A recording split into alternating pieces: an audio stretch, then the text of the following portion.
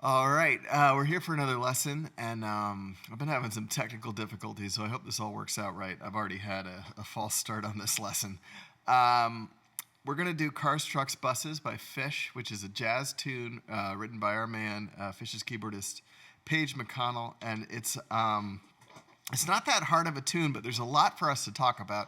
I have my Nord here to get the organ sound that it does. It's a really nice organ that it makes, like a Hammond B3 drawbar organ type sound. And so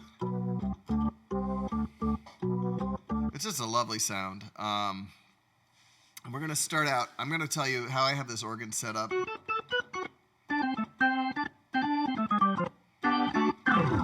to get that sound. And so your keyboard may or may not have the ability to control the drawbars individually. Some Nords actually have the physical drawbars sticking out, and you can, pull them out. This one has little lights that you push up and down with these buttons. Yours might have that. If you can adjust the drawbars, often what you want is everything out kind of at the bottom 2 or 3 drawbars all the way out. And those are like the low harmonics. And then everything else about halfway out, which is how I have mine set. If you want to sort of hear what they do, I'm going to cycle through them really quick.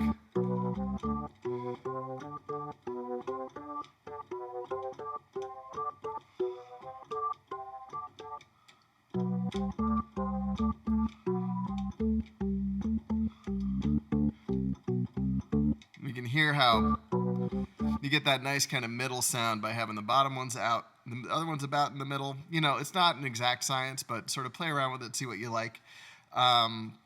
There's a rotary speaker control that gets you that sound, and that's from the sound of a Leslie speaker, which has these 2 spinning horns in it. I have one back there. It's not hooked up at the moment, but they're super cool instruments. And what you need to know is it spins fast and slow, and the switching between the fast and the slow, you can get a ton of mileage out of that sound.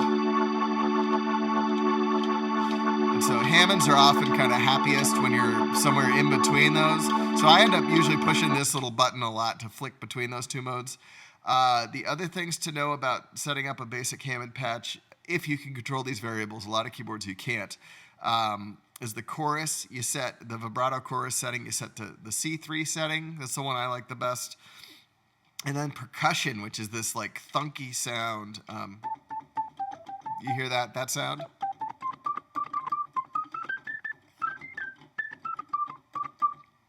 If I turn off the percussion, that goes away.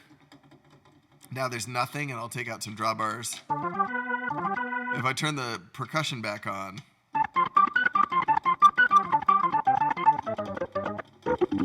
you hear it's got that nice sort of thunk to it. And that's what we want here. So I have it set up with that on to the 3rd setting and to fast. And that gets a little more pop in that sort of melody line type playing.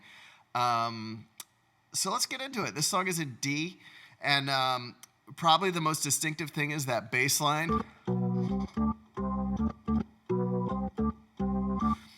And the trick here is going to be putting everything together, because nothing's that hard, but playing it all at the same time is surprisingly tricky. And that bass line is D, B, C, D, C, D, D, B, C, D, C, D. Yeah, I think you can get that pretty quick. Paige doesn't play all this stuff at the same time, as best I can tell. He leans pretty heavily on Mike to play the bass line, but we're also taking these lessons with just us and a keyboard. So we're going to do our best to put everything together. So now that we've got that bass line, that's pretty continuous through most of the song. It does change in the B section. We'll get to that. But let's talk about the melody line that you're going to play with your right hand.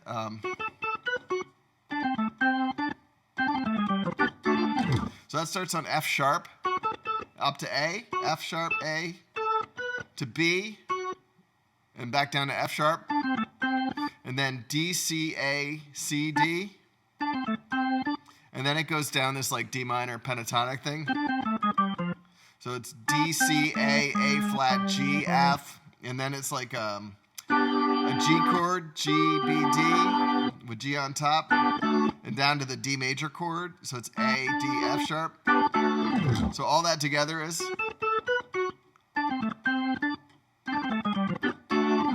I'll play a little slower.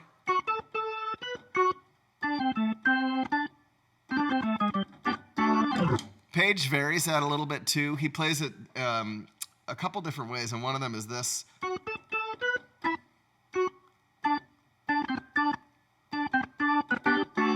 And so because he's pretty loose with it, I think it gives us license to interpret this song a little bit and play around with it, because it's not a super rigid song at all. It's kind of just a basic jazz form setting up a solo section. So let's talk about putting that right hand and left hand together.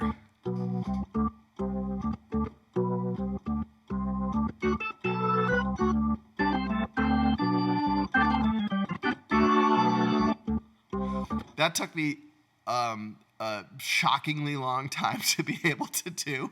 It's really hard, like a lot harder than you'd think it would be listening to the song. And it's just because the rhythm of between the left and the right hand is really, really different. And they hit at different times. And I find the best way, and the only way I know how to approach things like this with any success is I'm sorry, I'm checking my computer because I had tech difficulties and I don't want it to happen again. It's by slowing way down. So I play it like literally at this speed.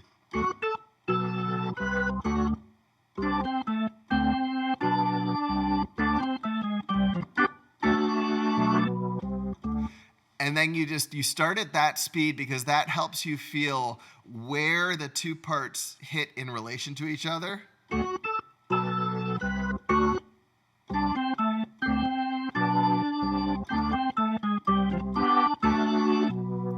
And then you can speed it up a little bit, and bit by bit you get up to full speed.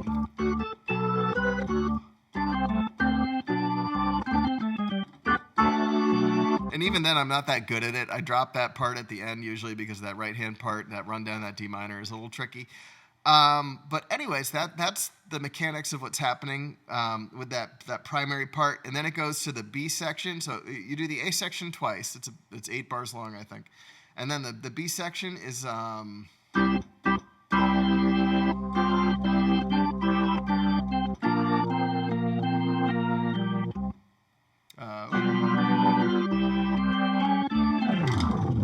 so let's talk about that real quick. And that's a C chord, C major, and I've got G, C, E in my right hand. And then goes the E goes up to F for this melody line. F, E, D, C. And then you go down to a B flat major chord. F, B flat, D. D, and then the melody part is continuing on that D, D, C, B, flat, G. Sorry, they're always B flats when I refer to them there. I know I just said B. I meant B flat. And then it goes to this, it's a G major over B chord. So your left hand is on B, and your right hand is hitting a G major chord, G, B, D. And then the melody line is F, F, D, F, E, C, C sharp, D. And that's a C chord under that part. So it's a G, C, E with my right hand. Let me walk through that one more time. So it's a C chord, da, na, na, na, na, B flat chord, da, da, da. G over B, C major, back to D. And turning it around, there's 4 bars of turnaround before the melody comes back in, is pretty much just riffing on D minor.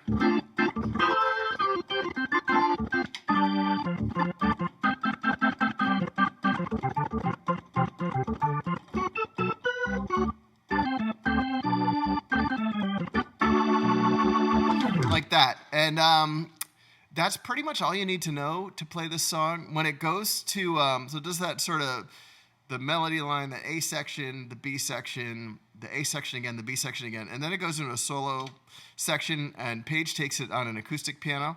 And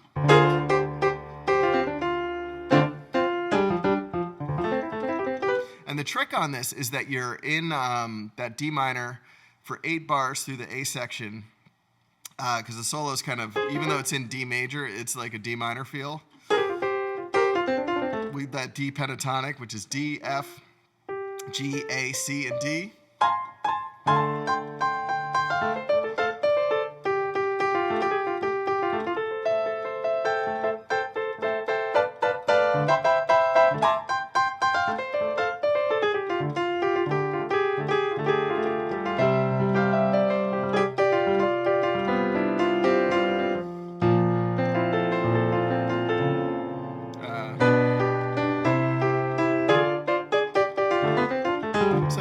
can riff on D minor. I'm just playing these fifths with my left hand for now.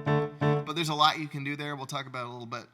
The trick is counting it out, so you get those full 8 bars of D, and then the turnaround of that C, B flat, G over B, C, back up to D, and then you have 4 more bars of D, so you end up with 12 bars of D from the back half of the B section all the way through the A section and back to the next B section. So you have to really keep count of that because it's really long.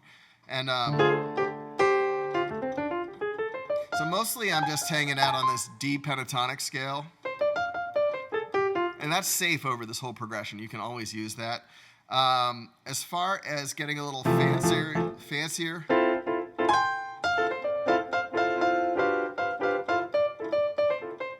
I like these sort of jazz voicings where you have like the 7, the 9, the 3, and the 5. So for a D minor chord with your left hand to comp it is like C, E, F, and A.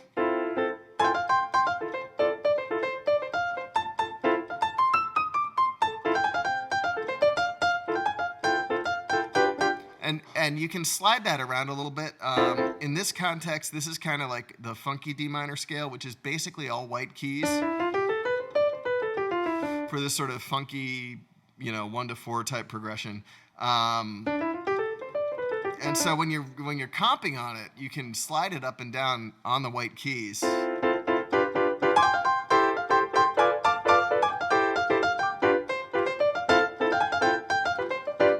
And it's not bulletproof, but you can get a fair amount of mileage out of moves like that. Play around with it, see what works for you.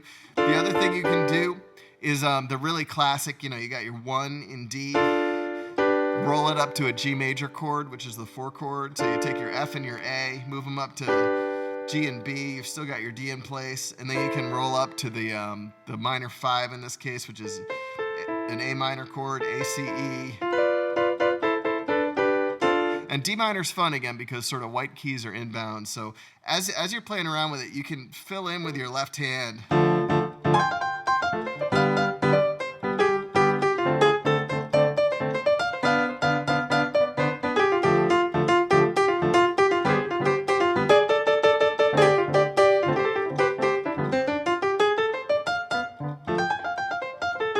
So play around with those ideas. It doesn't call for anything crazy. When you get to the B section,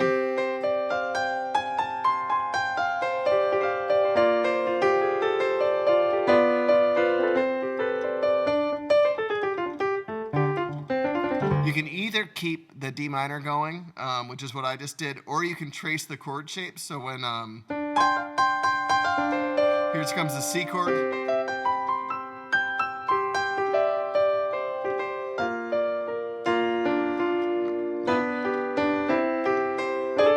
And in that case, with my right hand, I'm more sort of arpeggiating the ideas.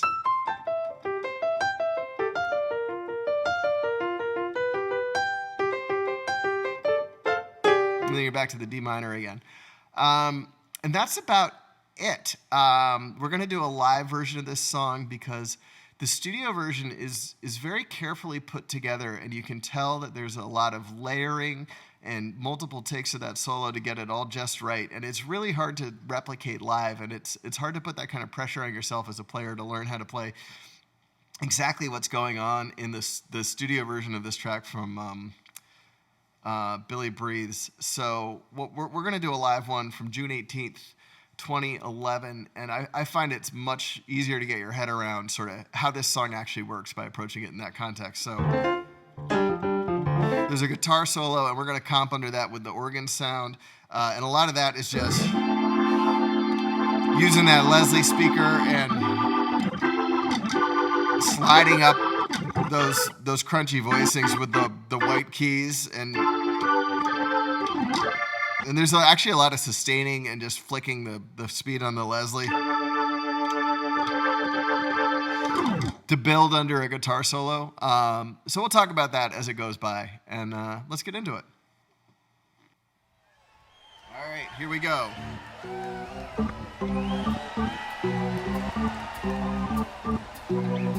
Not too fast either.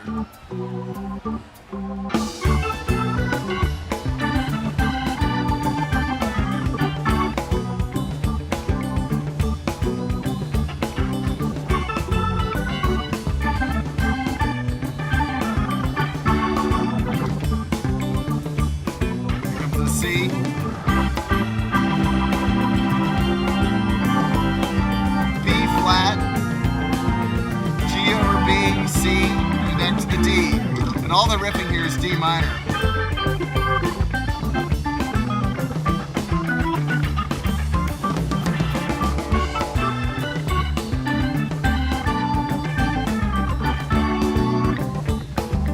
It's a really fun song to play.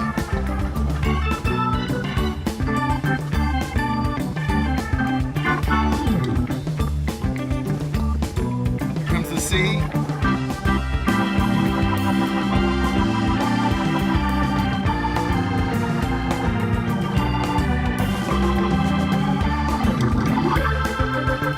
Now we're going to go into that piano solo section. I'm going to switch to my piano.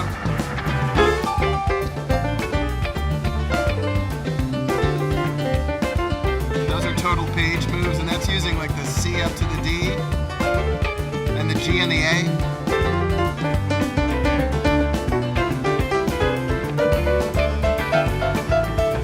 Here's the C. Flat, G over B,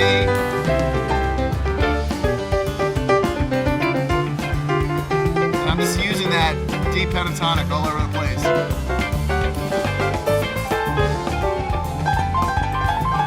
That's rolling from G, A flat, A to C.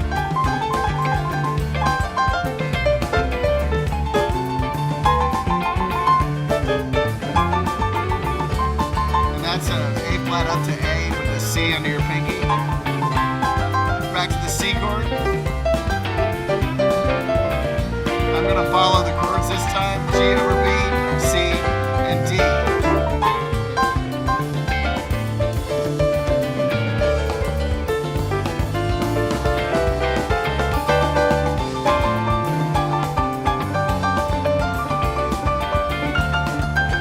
It's also really helpful just to take an octave with your right hand up and down that D minor scale.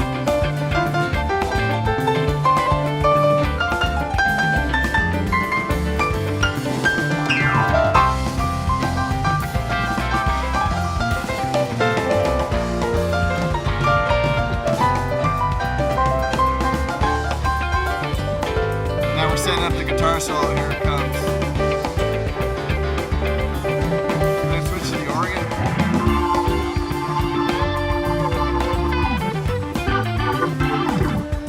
Chill right now still, so go percussive on those D minor chords up to G major.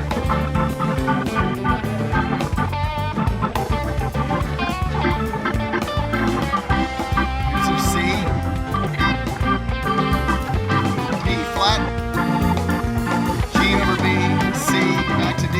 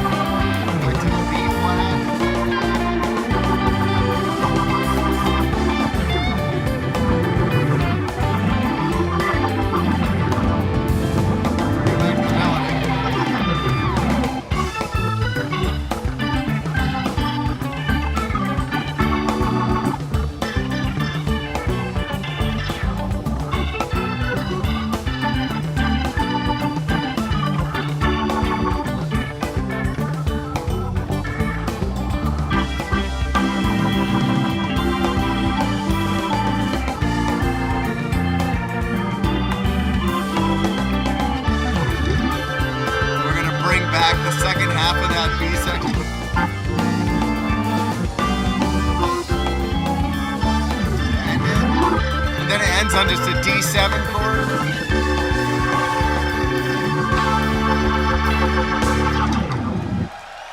And that D7 chord is just D, F sharp, A, and C.